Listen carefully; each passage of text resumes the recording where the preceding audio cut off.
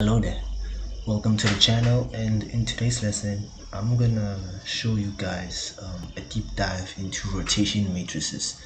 So in the previous lesson I showed you guys how to create rotation matrices so we can rotate our object, but in today's lesson I'm gonna show you what happens if we rotate our object in all axes at the same time. So yeah, let's just jump right into it. So first I'm going to create my index.html, right? Then I'm going to create my script tag, script .js. Cool. And then I'm just going to copy the codes, right? So this is the code from the previous lesson. So I'm just going to copy the code here, then I'm just going to copy the code here. Control C, Control Alt, Control C. I want to copy and paste it here. Cool. And if I run this, we should see our object rotating, right? Currently it's rotating in the Z axis, right? See, rotation at Z. So currently it's rotating in the Z axis. That's what's happening right now. So what happens? So how do we rotate our object in all axes at the same time? So we already know that to rotate an object is we take the position and we multiply it by a rotation matrix, right? That's how you rotate an object. Okay, so to rotate along all axes at the same time is the same principle. You're just gonna multiply all rotation matrices with the position at the same time. So how do we do that? So first we have to create other uniforms. So I'm gonna create another uniform, right? Can we take this, let's go back a little. Right, so I'm gonna change this. This one will be X, this one will be Y, and then this one will be Z. Right, and then this one, first one's going to be X, and then after X we have to multiply with the Y matrix, right? Shift Y, multiply, and then after that we're going to multiply with the Z matrix, right?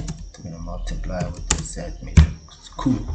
So what we're doing here is we're multiplying all rotation matrices at the same time with our position to rotate our position in all axes at the same time, right?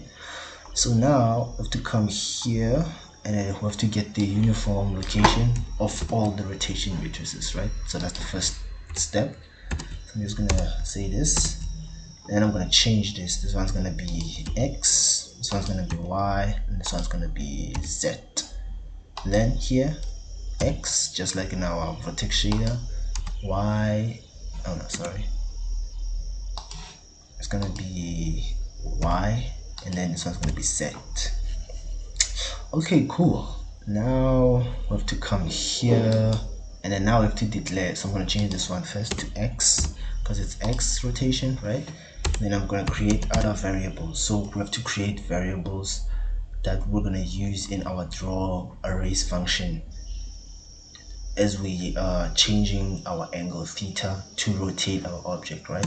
So I'm going to say this one's going to be Y matrix,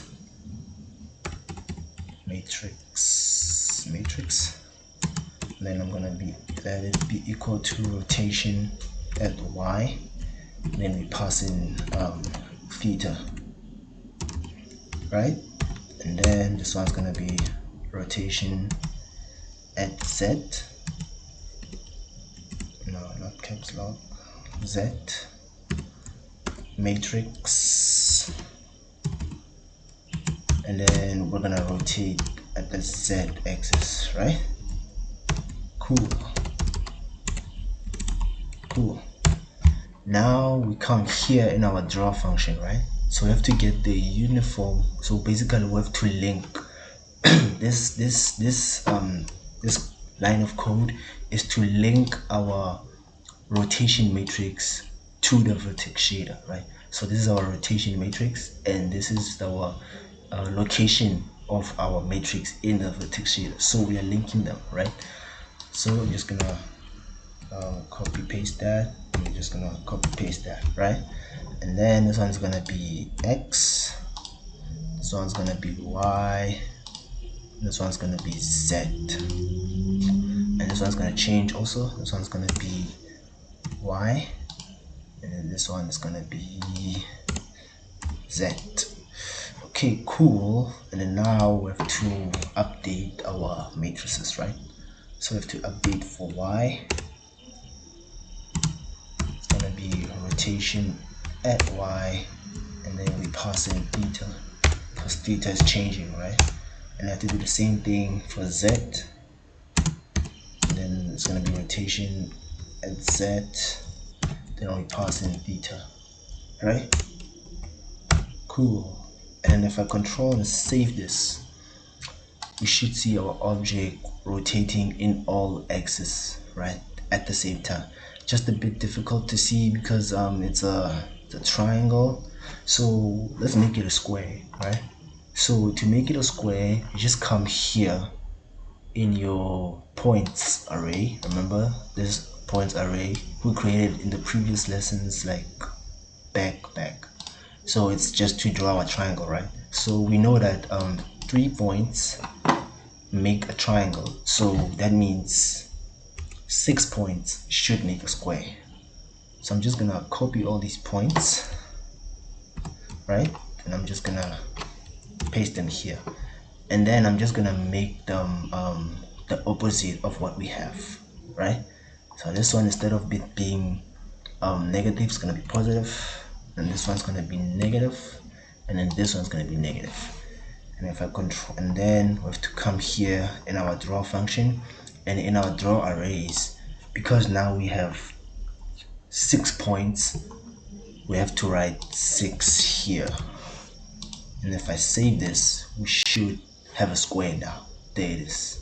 There we go. So now our square is rotating in all axes at the same time.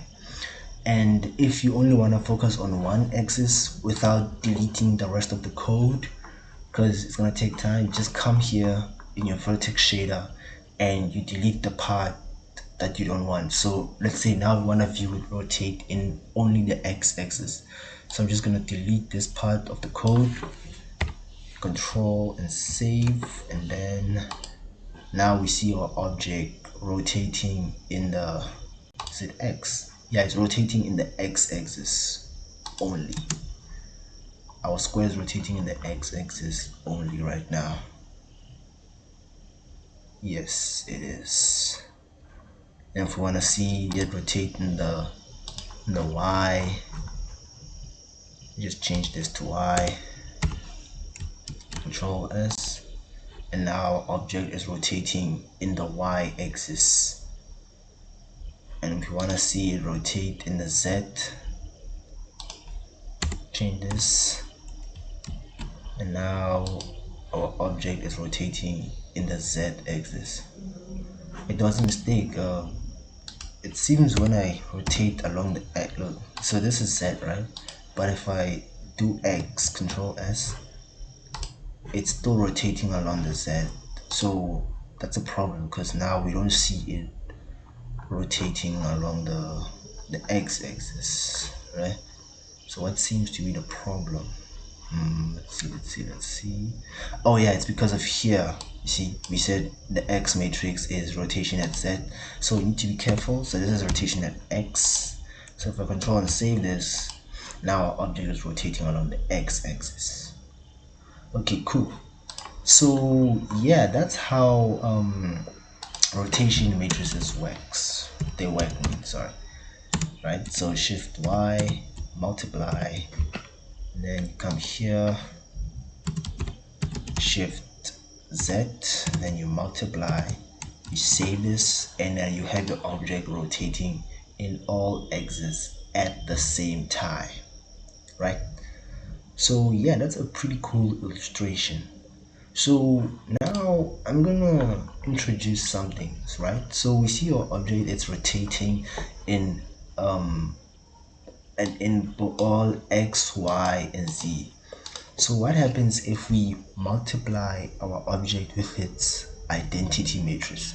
What's gonna happen? What's gonna happen is the rotation gonna change, or is it gonna be the same, right? So let's test that out right now, right? So right now I'm just gonna copy this, and then I'm gonna create an identity matrix, right? So I'm gonna call it, so I'm just gonna copy this, and I'm gonna change here. I'm gonna kill the theta, and then I'm gonna call this, I'm gonna say identity, right? And I'm gonna delete all of this, and then now I'm gonna start writing my identity values. So that's here 0, then here it's gonna be 1, and then here it's gonna be 0. So for those who are wondering where I get all these numbers, so this is like the standard identity matrix in mathematics, right? So this is the standard identity matrix. So the idea here is, in mathematics, if you multiply a matrix by its identity, the matrix won't change. It's still gonna be the same, right? It's gonna be the same. So what do we mean by that? So let's go back, and then we're gonna create a function, not a function, a variable. I'm gonna let it be identity. I'm gonna call it the identity matrix. Cool. And then I'm gonna come here. Oh, first I have to go to the vertex shader, and then I have to create another mat4, right? So I have to create another mat4, and then control, oh sorry, let's copy this, control C, and then I'm gonna paste it, and then I'm gonna change this to let me call it ID, right? And then I'm just gonna multiply ID by all our matrices. So for now, let's view one axis. So let's remove x and y and only view the z rotation, right? Let's only view z rotation. So we're multiplying the z matrix with its identity to see what's gonna happen, right? And so we're gonna come here, and then we're gonna get the uniform for our ID, right? We're gonna get the uniform for our ID.